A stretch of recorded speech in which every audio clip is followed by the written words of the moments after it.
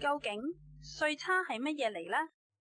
我哋知道地球以約23度半嘅角度傾斜自轉，再以1年嘅週期繞住太陽公轉。只要細心留意，你就會發覺，原來地球自轉軸所指嘅方向基本上係固定不變嘅。由於人類身處地球之上，唔會覺得地球喺度自轉，而係整個天空以2極為軸不停咁轉。同黃道一樣，天球上亦有一條天球赤道，以對應地球上嘅赤道。天球赤道同黃道相交嘅2點，就係我哋曾經提到嘅春分點同秋分點。